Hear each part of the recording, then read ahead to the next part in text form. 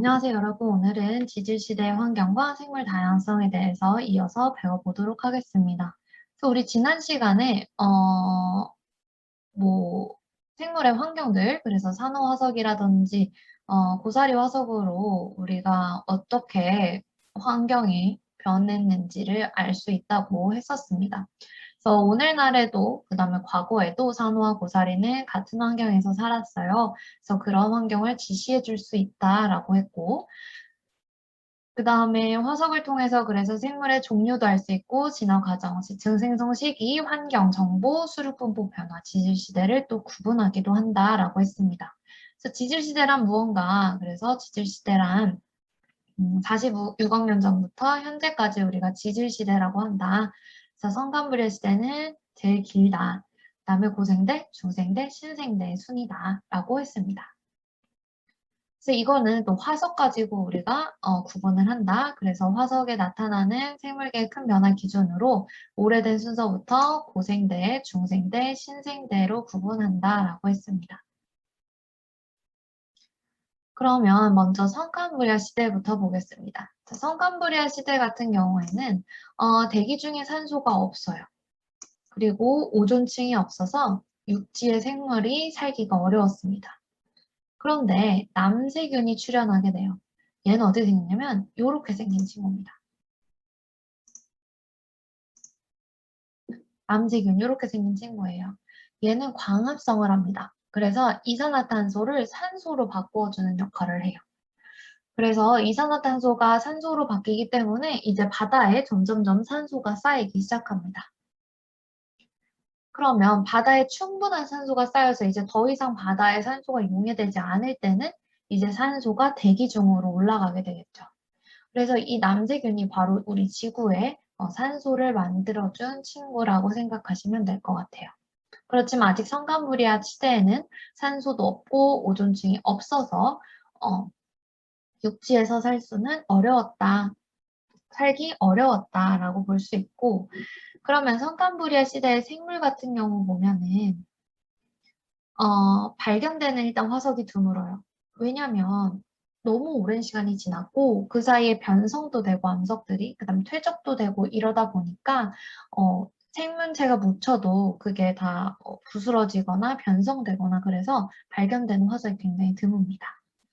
그렇지만 발견된 화석이 있는데 스트로마톨라이트 같은 화석이 발견이 돼요. 얘는 어떤 애들이냐면 이렇게 생긴 애들인데 호주에 가면 볼 수 있습니다. 우리나라에도 있어요. 얘는 어떻게 만들어진 애들이냐면 이제 남세균이 있잖아. 남세균이 이렇게 있죠. 그 다음에 남세균이 있죠. 근데 남세균이 바깥에 약간 끈적끈적거리는 어떤 물질을 좀 갖고 있거든요. 그러니까 이 물질 때문에 얘네가 죽으면 그 끈적이는 물질이 모래를 이렇게 감쌉니다. 모래를 막 이렇게 뭐라 그럴까요? 모래를 묻혀요. 모래를 묻혀요. 근데 이제 죽었잖아. 그러니까 이 겉에 이제 모래를 묻힌 이 남세균들이 이 옆에 있는 애들이랑 이렇게 합체가 됩니다. 그래서 이렇게 남세균들이 층층층층층 합체가 된 게 바로 이 스트로마톨라이트예요. 보이면 이게 층층층 보이죠? 그래서 이런 스트로마톨라이트가 만들어졌고요. 화석으로. 그 다음에 호주에 에디아카라라는 지역이 있습니다. 그래서 그 지역에서 주로 나오는 우리 동물인 바다 무척추 동물이 주로 나오게 돼요. 얘는 이제 에디아카라 동물군 중에서 디킨소니아라고 하는 친구인데요. 이제 얘 같은 경우에는 골격이 없고 좀 눌린 듯한 자국, 그래서 해파리의 조상 정도 되는 친구입니다. 그래서 성간불이야 시대는 꽤 기간이 긴데 그렇게 우리가 남아있는 게 별로 없기 때문에 이야기할 게 크지 않습니다. 그래서 우리 꼭 기억해둬야 되는 거는 남세균하고 그래서 그 남세균으로 인해서 만들어진 스트로마톨라이트, 그 다음에 에디아카라 동물군 정도가 만들어졌다라고 알고 계시면 되겠습니다.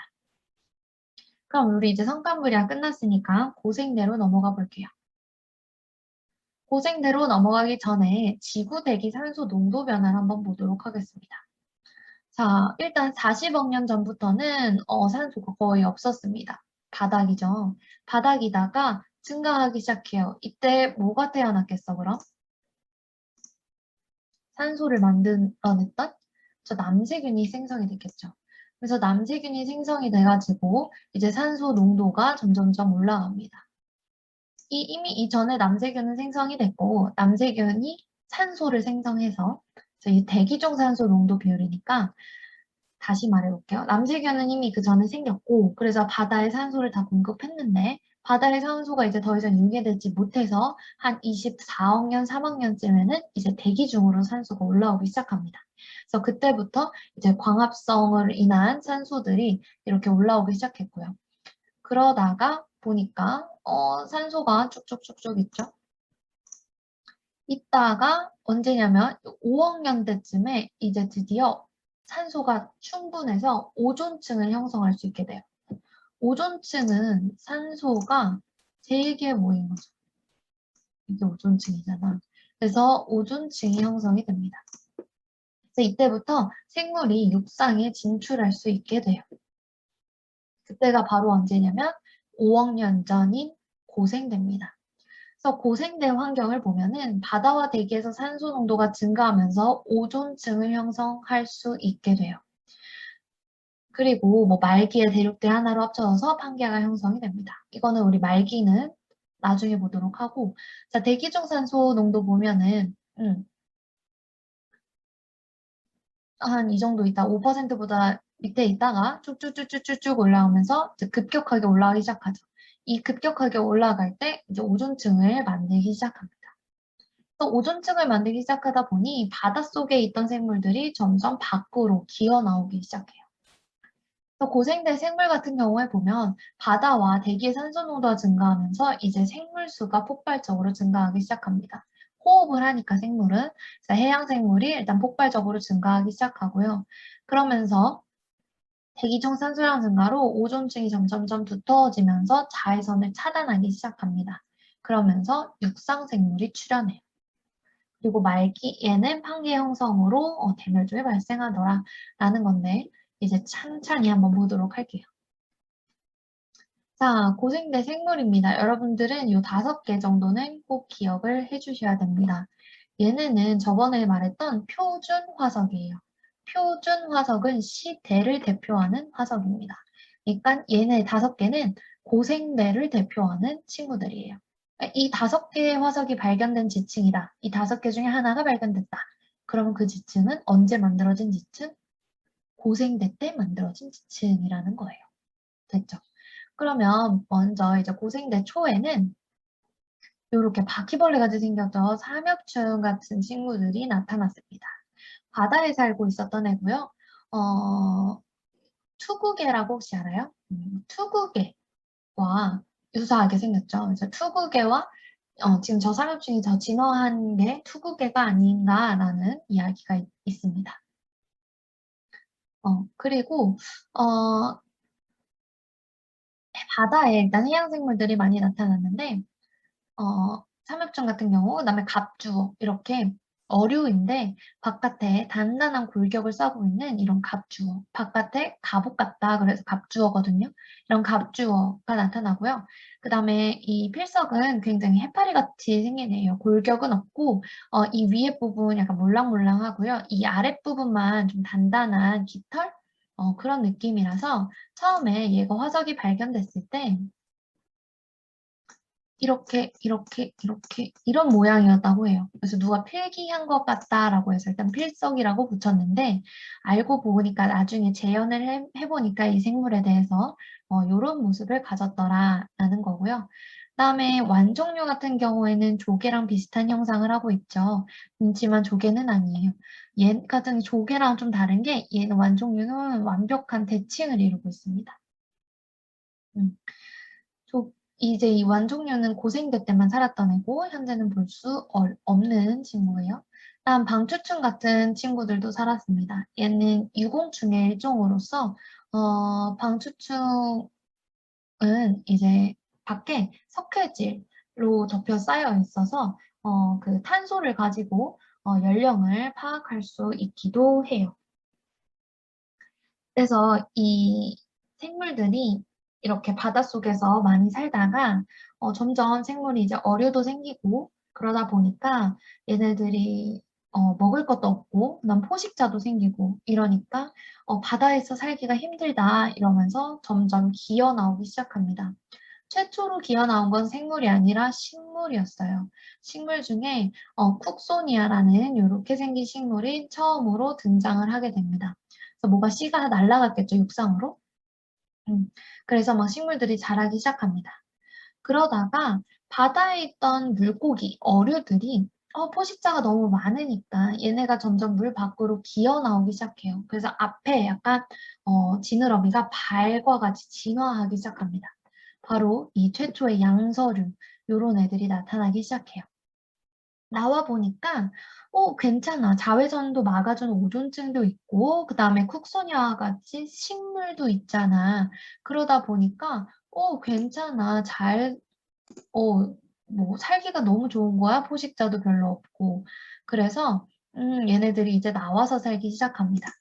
그러면서 이제 나와서 살다 보니까 양서류뿐만이 아니라 이제 곤충류가 완전 번성하기 시작해요. 더 진화한 동물이죠. 그래서 어떻게 진화하냐면 이렇게 잠자리가 날개 끝에서 끝까지 거의 1m라고 합니다.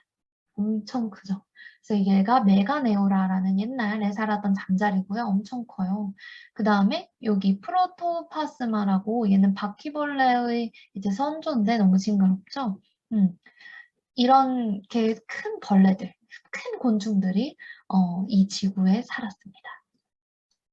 그리고 이런 석탄기 식물들 보면은 석탄기는 고생대 중에 하나의 시대를 말하는 거거든요. 그래서 이때 보니까는 고사리 같이 생긴 양치 식물이 많아요. 치카치카는 양치는 아니고 아무튼 양치 식물과 같은 고사리가 되게 크게 있죠. 그러니까 지금 생각하는 여러분들 고사리가 아니라 느티나무만한 고사리와 그 다음에 날개가 1m 정도 되는 잠자리가 산 지구라고 생각을 해보시면 되겠습니다. 그러면서 이 석탄기 식물들이 지금 현재는 땅속에 묻혀서 우리가 알고 있는 그 석탄, 바로 그 석탄이 된 그 친구들이에요. 그래서 양치 식물들이 주로 그 석탄을 만들어냈습니다. 지구에 존재하는 석탄을. 이런 생물들이 살았다라는 거. 근데 여러분들이 꼭 기억해야 되는 거는 이런 프로토마스마가 아니라 요 5개. 요 5개는 꼭 기억을 해 주셔야 됩니다. 자, 그래서 이렇게 해양에도 생물이 폭발적으로, 그 다음에 육지에도 생물들이 폭발적으로 증가하기 시작했어요. 그래서 잘 살고 있다가 그러던 어느 날 판게아가 형성됩니다. 판게아는 고생대 말의 형성이래요. 판게아라는 거는 이렇게 대륙들이 뭉치는 걸 말해요. 그래서 대륙이 합쳐지면서 해류가 단순해지고 기후대가 단순해지면서 기후가 변하기도 합니다. 그리고 해양 생물들이 서식하는 공간이 적어져요. 자, 보면 원래는 해양 생물들은 바다에 살지만 깊은 바다에 안 살아요. 얕은 바다에 산단 말이야. 그럼 그 얕은 바다는 어디냐면 대륙 바로 근처에 있는 해안가에 살아요. 해안가. 그 해안가에 살면은 요런 데 살겠죠. 요렇게, 요렇게 살겠죠. 해양 생물들이. 이런 식으로. 근데 판게아가 형성되면서 어떻게 됐냐면 이 살 수 있는 서식지 자체가 좁아지게 됩니다. 그렇죠? 얘는 이만큼 이렇게 보면은 서식지가 굉장히 많은데 판게아로 합쳐지다 보니까 서식지가 굉장히 적어져요.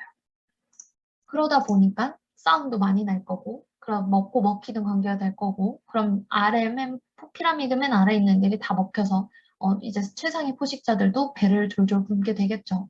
그러면서 점점 멸종의 길을 향해 갑니다. 그리고 또 이 판기아로 인해서 해류도 단순해지고 기후도 단순해진다 보니까 기후 변화에 적응하지 못한 생물들이 다 멸망하게 돼요. 그러면서 이 고생대 말에 고생대 말의 동물종은 가장 크게 그러니까 가장 많은 종들이 멸종한 시기. 대멸종이 일어난 원인은 뭐예요? 판게아가 형성되면서 대멸종이 일어났더라 라는 겁니다. 좋아요. 그러면 이제 고생대 말에 그렇게 대멸종을 하고 이제 중생대로 넘어갑니다. 중생대는 5억 4 이거 제가 안 바꿨네요. 2억 5천년 전, 2억 3천년 전이었는데, 2억 3천년 전입니다. 네. 중생대 환경을 보면은 이제 그 판게아가 고생대 말이 형성이 돼서 얘네들이 분리가 되겠죠. 그럼 분리가 되다 보면 판게아가 발산경계가 되겠죠. 여러분들 기억을 되살리면 발산경계에서 우리 화산폭발 주로 일어나잖아요. 그러면서 화산폭발, 화산가스로 나온 그런 온실기체들, 수증기라든지 이산화탄소 같은 것들이 증가하기 시작합니다. 그러면서 판게아가 또 분리가 되면서 대륙과 해양의 분포도 다양해지기 시작했어요. 그래서 이 중생대는 굉장히 온난한 환경이었다라고 생각하면 됩니다. 중생대는 그래서 빙하기가 없었어요. 빙하기가 없을 정도로 굉장히 온난했습니다. 그러니까 공룡과 같은 우리 중생대 때 되게 유명한 공룡과 같은 생물은 그럼 얘네는 온난한 환경 속에서 잘 사는 생물이었겠구나 라고 생각하면 되겠죠.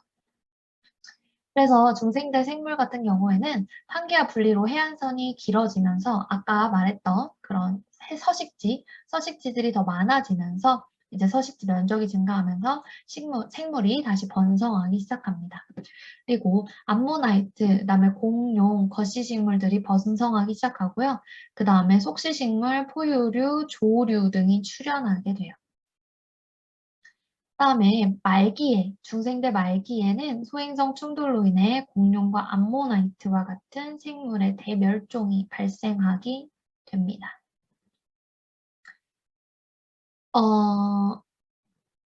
네. 그래서 우리가 중생대 생물 중에서 꼭 알아야 될 두 가지입니다. 공룡하고 암모나이트예요. 공룡하고 암모나이트가 나오는 지층이다. 그러면 이곳은 바로 중생대 지층이에요. 그래서 중생대 지층에서 나올 수 있는 화석은 공룡하고 암모나이트 화석입니다. 근데 공룡 화석이 나왔으면 이곳은 중생대 때 육지였던 곳이지. 왜냐면 공룡이 갑자기 바닷속에서 뛰놀진 않았을 거 아니에요. 중생대 때 육지였던 곳이고 암모나이트 화석이 나온 경우에는 이곳은 중생대 때 바다였다. 이렇게 예측할 수가 있겠죠. 좋아요. 그래서 암모나이트 같은 경우에는 히말라야 꼭대기에도 산출이 됩니다. 그렇다는 건 히말라야 그 땅이 옛날에는 바닷속에 있다가 얘네 둘이 습곡 산맥을 형성하면서 되게 위로 왔구나라고 알 수 있겠죠. 그래서 이렇게 잘 살았던 공룡도 결국 죽음을 맞이하게 됩니다. 이유는 무엇이었냐면 바로 소와 먼지가 햇빛을 그다음에 운석이 충돌했어요. 그래서 이건 정말 운석이 충돌했던 증거 사진이고요. 그 다음에 화산 폭발이 일어나기도 하고 그러면서 너무 추워지고 공룡은 아까 굉장히 온난한 데서 살 수 있는 애들이라고 했잖아요. 근데 이렇게 공룡, 파충류들이 번성할 때 그때 기회를 차차히 얕보고 있던 우리 포유류들이 있습니다. 포유류들은 공룡에 비해서 굉장히 몸집은 작았고 걔네가 되게 무섭기 때문에 동굴이나 아니면 땅속 깊은 곳에 살기 시작했어요. 그래서 공룡이 오나 안 오나 오나 안 오나 눈치만 보면서 살고 있었다가 이제 공룡들이 죽고 나니까 포유류들은 저 기온이나 아니면 운석 충돌에 큰 영향을 받지 않았거든요. 그래서 얘네들이 하면서 올라오기 시작합니다. 육지로. 그래서 비로소 신생대 때는 이제 포유류의 세상이 열립니다. 그래서 신생대 때는 6,500년 전부터가 신생대 때인데 지금 현재와 비슷한 수륙 분포가 형성됐습니다. 이때 알프스와 히말라야 산맥이 형성이 됐고요. 그다음에 전기에는 굉장히 온난했지만 후기에는 빙하기와 간빙기가 반복되며 나타났습니다. 그리고 신생대 생물 같은 경우에는 해수면이 낮아지면서 바다인 곳이 육지로 드러나 생물이 대륙으로 이동하기 시작했고 좀 넓은 초원, 그다음에 현재랑 비슷한 생물들, 대형 포유류들, 그다음에 속시식물과 같은 친구들이 번성했고 그다음에 신생대 후기에는 인류의 조상, 우리의 조상이 출현하게 됩니다. 그래서 지금까지 이어져 오고 있어요. 그럼 신생대에서 우리가 알아야 될 화석은 요 바로 화폐석. 화폐석. 화폐같이 생겼다. 그래서 화폐석입니다. 동전 모양이라서 화폐석이에요. 그래서 얘네는 이제 신생대에 살았었던 친구들이고 지금은 발견되지 않습니다. 그 다음에 매머드도 멸종됐죠. 하지만 신생대 때 살았던 대형 포유류입니다. 그래서 이제 포유류의 시대가 열린 거죠. 신생대 때. 그래서 여러분들 지금 두 개의 대멸종을 봤는데 대멸종은 이제 멸종을 하게 된 공룡한테는 굉장히 슬픈 소식이지만 포유류들한테는 적응해서 살아남고 이제 얘네들이 진화하게 되는 어떤 기회의 발판을 마련해줬다라고 이야기를 할 수가 있습니다. 그래서 현재까지 총 5번의 대멸종은 일어났긴 했지만 우리가 봤던 대멸종은 요 고생대 말 대멸종하고 중생대 말 대멸종을 봤고요. 가장 많은 수가 급감한 멸종은 바로 이 고생대 말 대멸종입니다. 이유는 뭐였죠? 판게아가 형성돼서예요. 형성돼서 분리돼서가 아니고 형성되면서 그래서 이런 대멸종들이 일어난 것이 이제 생물의 다양성을 증가시키는 원인이 되기도 한다라는 것 알아두시면 되겠습니다. 이제 이건 영상인데 영상은 제가 이 수업 끝나고 유튜브 링크를 드릴 테니까 알아서 보시면 되겠습니다. 꼭 보시기 바랍니다.